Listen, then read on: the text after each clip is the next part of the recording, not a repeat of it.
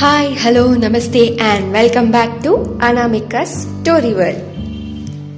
ఇవాళ మనం వినబోయే కథ మీరా, చాప్టర్ 25. ఇంకా ఆలస్యం చేయకుండా కథలోకి వెళ్ళిపోదామా? మాకు వాళ్ళ పేర్లు తెలీదు. వాళ్ళు ఏవో కాగితాలు అడిగారు. అవి దొంగలించడానికే మేము వచ్చాం. మేము ఎవరిని చంపేవాళ్ళం కాదు. మా ఉద్దేశం అది అస్సలు కాదు. ఆ కత్తి భయపెట్టడానికి మాత్రమే అని అన్నాడు అక్కన్న.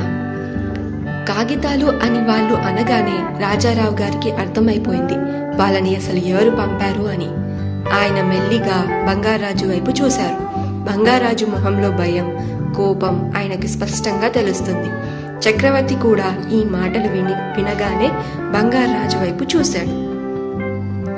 వీడు అస్సలు మారడు అని తన మనసులోనే బంగారాజు గురించి అనుకున్నాడు చక్రి. రాజారావు గారు, వీళ్ళు ఏ కాగితాల గురించి మాట్లాడుతున్నారో మీకు తెలుసా అని అడిగారు అక్కడ కూర్చుని ఉన్న న్యాయ నిర్ణేతలు. రాజారావు గారు రాజన్న వైపు చూసి, ఏ కాగితాల కోసం వచ్చారు అని అడిగాడు. ఆ పాడుపడ్డ కోట కాగితాలు అని అన్నాడు రాజన్న. ఇది వినగానే అక్కడున్న వాళ్ళు 2 అడుగులు వెనక్కి వేసేశారు. బంగారాజు వాళ్ళని మనస్సులో చాలా తిట్టుకున్నాడు. న్యాయ నిర్ణేతలు కూడా ఇది విని ఆలోచనలో పడ్డారు. రాజారావు గారు, ఈ మధ్య ఆ కోట గురించి మీతో ఎవరైనా ఏమన్నా మాట్లాడారా? ఏదైనా గొడవ జరిగిందా అని అడిగారు. లేదు, అలాంటిది ఏమీ జరగలేదు. బహుశా ముందు గొడవలు ఉన్న వాళ్ళు ఎవరైనా ఉండవచ్చు అని అన్నారు రాజారావు గారు. కొంచెం సేపు ఆలోచించి, మరి ఇప్పుడు వీళ్ళకి ఏం శిక్ష వేయాలనుకుంటున్నారు అని అడిగారు న్యాయ నిర్ణేత. మీరు పోలీసుతో మాట్లాడి అసలు నేరస్తుడు పట్టుబడ్డాక శిక్షలు అమలు చేయమంటారా లేదా అని అంటూ ఆగిపోయారు మొదటి న్యాయ నిర్ణేత. అసలు నేరస్తుడు ఎవరో ఏంటో తెలియదు. అసలు వేరే ఎవరో ఉన్నారో లేదో కూడా తెలీదు.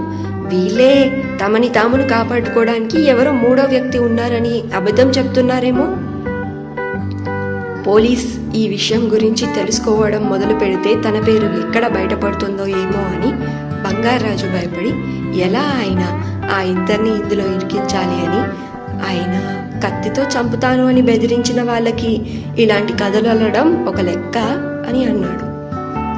మా ఉద్దేశం ఎవరిని చంపాలని కాదు, ఆ కత్తిని మేము భయపెట్టడానికి మాత్రమే వాడతాము అని పోలీసుల భయంతో అన్నాడు అక్కన్న. ఈ మాటలు మేము ముందు కూడా విన్నాం అక్కన్నా అని మొదటి న్యాయ నిర్ణేత కోపంగా అన్నారు. ఈసారి నిన్ను క్షమించబోయేది లేదు. రాజారావు గారు, మీరేమంటారు అని అడిగారు 2వ న్యాయ నిర్ణేత. పంచాయతీ తీర్పు ఏదైనా మేము ఒప్పుకుంటాం అని అన్నారు రాజారావు గారు. మా మీద మీకు ఉన్న నమ్మకానికి ఆ దేవుడి సాక్షిగా మేము సరైన తీర్పు ఇస్తాం. రాజారావు గారి ఇంట్లో లేని సమయం చూసి దొంగతనం చేసినందుకు గాను వీరిద్దరిని బండికి కట్టేసి ఊరంతా తిప్పుతూ 100 కొరడా దెబ్బలు కొట్టాలని శిక్షని అమలు చేస్తున్నాం. ఆ తర్వాత పక్కనే ఉన్న పోలీస్ స్టేషన్లో వీళ్ళని అప్పచెప్పండి. వీళ్ళిద్దరికీ పడ్డ శిక్ష ఊర్లో ఉన్న అందరికీ గుణపాఠం కావాలి అని అన్నారు మొదటి న్యాయ నిర్ణేత. ఈ ఊర్లోనే కాదు, పక్క ఊర్లో కూడా వీళ్ళిద్దరిని తిప్పుతూ కొరడా దెబ్బలు కొడుతూ ఉండండి. ఇకపై ఎవరైనా దొంగతనం చేయాలన్న ఆలోచన వచ్చి కూడా భయపడాలి. దొంగతనం చేయాలన్న ఆలోచన వచ్చినా కూడా భయపడాలి అని 2వ న్యాయ నిర్ణేత అన్నారు. ఈ తీర్పు ఇచ్చి ఇద్దరు న్యాయ నిర్ణేతలు లేచి అక్కడి నుంచి వెళ్ళిపోయారు. తన పేరు బయటికి రాలేదని బంగారాజు కొంచెం కుదుటపడ్డాడు. తను రాజారావు దగ్గరికి వచ్చి, పత్రాలంట రాజారావు, జాగ్రత్త. ఎప్పుడు ఎవ్వరు ఎక్కడి నుంచి వచ్చి వాటిని తీసుకెళ్ళిపోతారో తెలియదు కదా. అవును, ఇంతకీ మీరా పాప ఎలా ఉంది? పిచ్చి తగ్గిందా లేదా అలాగే పిచ్చిదానిలాగా తిరుగుతుందా అని అడిగాడు.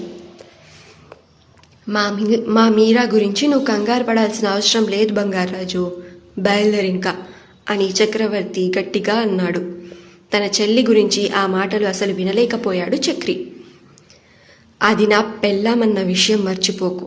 దాని పెళ్ళి వేరే ఎవరితో చెయ్యాలి అని మీరు అనుకున్నా జరిగేది మాత్రం నాతోనే. రాసి పెట్టుకో. నీకు కాబోయే బావని నేను. బావకి మర్యాద ఇవ్వడం నేర్చుకో చక్రవర్తి అని అన్నాడు బంగారాజు. కలలు కంటూనే ఉండు బంగారాజు. నీకు మీరా దక్కదు, ఆ కోట కూడా దక్కదు. నాకు తెలుసు రాత్రి ఆ ఇద్దరిని పంపించింది నువ్వే అని. వాళ్ళు దొరికిపోయారు, కానీ నువ్వు ఎవరో తెలియక బతికిపోయావు. అసలు ఆ కొరడా దెబ్బలు నీకు పడాల్సింది. కానీ బాధపడకు, ఏదో ఒకరోజు దీనికన్నా పెద్ద శిక్ష అనుభవిస్తాం అని రాజారావు గారు కోపంగా బంగారాజుని చూస్తూ ఆ మాటలు చెప్పి అక్కడి నుంచి వెళ్ళిపోయారు. ఆయన వెంటే చక్రవర్తి కూడా వెళ్ళి కారులో కూర్చున్నాడు. నాన్న, మళ్ళీ మీరా మీద వీడి కన్ను పడింది అని అన్నాడు చక్రవర్తి కారులో కూర్చోగానే. వాడికి నా మీద పగ చక్రి. వాడికి ఆ కోట కావాలి. ఆ కోట మీరా పేరు మీద ఉందని తెలిసి ఇదంతా చేస్తున్నాడు. మీరా పరిస్థితి ఇంతలా పాడు అవడానికి కారణం కూడా వాడే అనిపిస్తుంది చక్రి. అసలు వీడికి మనం బయటికి వెళ్ళింది ఎలా తెలిసింది? వీడు మన వెనక ఏదో చేస్తున్నాడు అనిపిస్తుంది. ఏదో ఒకటి చెయ్యాలి. వీడిని మీరా నుంచి దూరంగా ఉంచాలి. దానికి పరిష్కారం మీరా పెళ్ళి. తనకి పెళ్ళి జరిగి ఈ ఊర్లో నుంచి మన అందరి నుంచి దూరంగా వెళ్ళిపోతేనైనా ఈ బంగారాజు కంట పడకుండా ఉంటుంది అని అన్నారు రాజారావు గారు. కానీ నాన్న, బంగారాజు మీరా పెళ్ళి జరగనిస్తాడా అని అడిగాడు చక్రి. అదే భయం వేస్తుంది చక్రి. అంతేకాకుండా మీరా అసలు పెళ్ళికి ఒప్పుకుంటుందా? కొత్త మనుషులను చూస్తేనే భయపడుతుంది. పెళ్లి చేసుకొని వేరే ఊరికి వెళ్తుందంటావా అని అడిగారు రాజారావు గారు. మరి తర్వాత ఏం జరగబోతుంది తెలుసుకుందాం నెక్స్ట్ అప్డేట్లు. వింటూనే ఉండండి ఈ కథ మీరా. మరి ఎక్కడో కాదు, మీ అనామిక స్టోరీ వరల్డ్ ఛానల్లో మీ అనామికతో. అండ్ ఈ స్టోరీని మీరు పూర్తిగా చదవాలి అని అనుకుంటే కింద డిస్క్రిప్షన్లో ఉన్న లింక్ మీద క్లిక్ చేయండి. ఈ స్టోరీ మీకు అవైలబుల్గా ఉంది, అన్ని పార్ట్స్. Thank you, bye.